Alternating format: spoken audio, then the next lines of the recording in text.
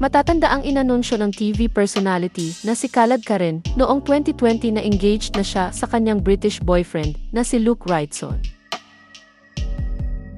At noong July 2024 ay muling nag-propose sa kanya ang kanyang partner sa kalagitnaan ng prenup shoot nila sa London. Ayon sa ulat ng Inquirer, sa September 8, 2024 umano ang kasal nina Khaled Karen at Luke at sa Scarborough, North Yorkshire, England ang wedding venue nito. Eksklusibong nakapanayam ng Inquirer Entertainment si Khaled Karen ilang araw bago ang kasal nila ni Luke sa England.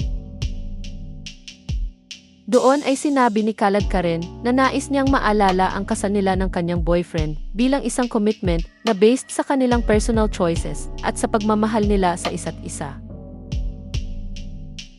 Ayon pa kay Khaled Karen, maraming transgender women na katulad niya ang may boyfriend na o may asawa na, lalo na sa United Kingdom.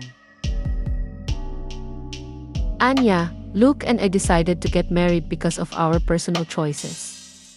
I think that me being a figure in the LGBTQIA+ community in the Philippines is only secondary, although it's awesome to think that I got married to the person I love, and I'm giving inspiration to other people at the same time.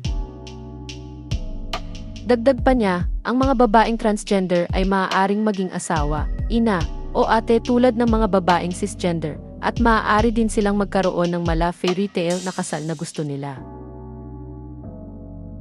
Nang tanungin kung gaano kaimportante sa kanya ang ikalawang wedding proposal sa kanya ni Luke, sinabi ni Khaled Karen na cherry on top of the cake na raw iyon at ang hula niya ay napag-isipan ng kanyang partner na iyon ang best time na i-execute ang dream wedding proposal nito sa kanya.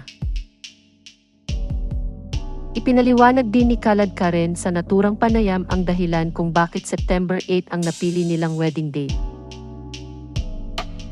Ayon sa kanya, special day iyon para sa kanya dahil kaarawan iyon ni Mama Mary at isa siyang Marian devotee. Dagdag pa ni Khaled Karen, masaya siya na natapos na ang ghost month dahil naniniwala siya doon. Sinabi rin niya na lucky number ang number 8 para sa kanya.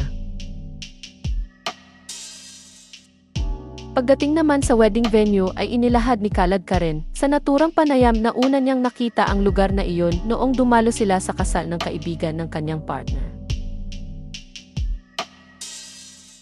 Ayon pa sa kanya, masaya siya na magiging memorable place para sa kanila ang lugar na iyon.